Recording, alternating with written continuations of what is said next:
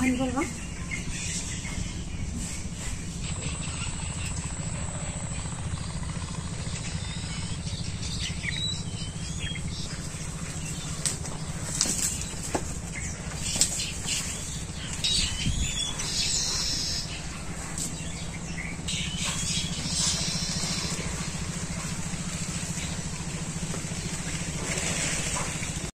বন্ধুরা মুরগি রান্নার উপকরণগুলি দেখাইতেছি।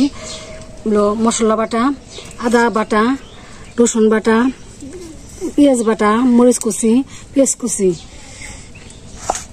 সব দিয়ে নেব। এখন লবণ, মরিচের গুঁড়ো, হলুদের গুঁড়ো, পেঁয়াজ বাটা, আদা বাটা, রসুন বাটা,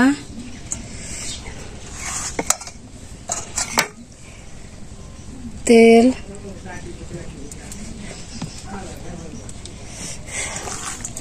ভালো করে মিশিয়ে নেব।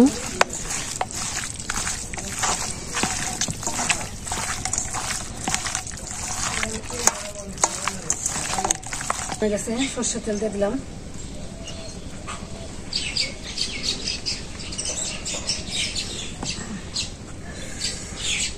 তেজপাতা, জিরা,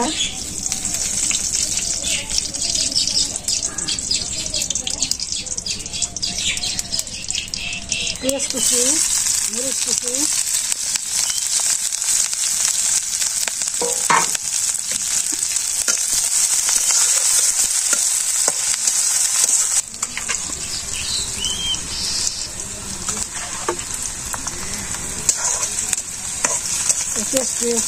সব ভাজা হয়ে গেছে। মাংসটা মাখিয়ে রাখছি, দিয়ে দিই।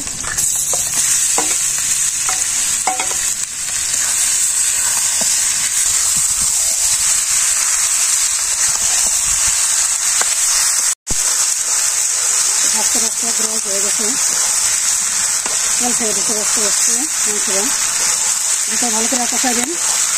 কষানোর বাবা অনেকে বাজাও বলে, অনেকে কষানো বলে। বেশি করে ভাজলে পরে মাংসটা খাইতে সুস্বাদু লাগে।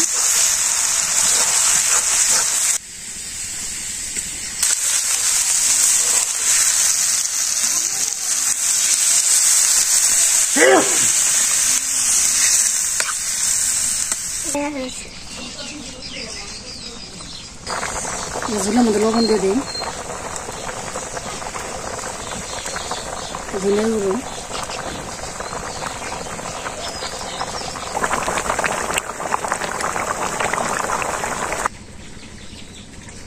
মশলা বাটালো এই আছে। রসনা মশলার বাটাটা দিলে ভালো একটা গ্রাম আসে, সুন্দর একটা সেন্ট আসে। মশলা খাইতে ভালো লাগে। জিরা দিয়ে দিই, জিরার গুঁড়ো,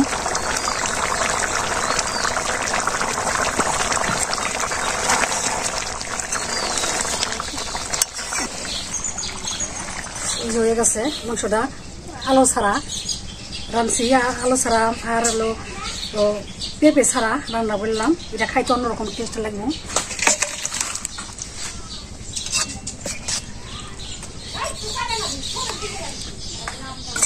বন্ধুরা এই গরমের মধ্যে রিজার্ভ করে গাড়িতে অন্তিকা মা আইছে, অন্তিকা আমার মা নাতিনকে নিয়ে আসে হাতে করে।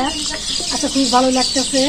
অনেকদিন পর ছোটো মেয়ে আসলো বাড়িতে, খুবই আনন্দ লাগতেছে। বন্ধুরা আপনাদেরও ভালো লাগবে। আজকে একা একা থাকছি, আগে কয়েক মাস, অনেক মাস পরে আসলো। মাও নবগ্রাম গেছিল, কয়েক মাস থেকে আসলো। মাও অনেকদিন পরে আসলো। বাবা গেছিল 3-4 দিন হলো। আমাদের পাশের বাড়ি সেতুটা পূজা হয়েছিল, সেতুটা পূজার মধ্যে গেছিল। আর আমি হচ্ছে মেলা উপলক্ষে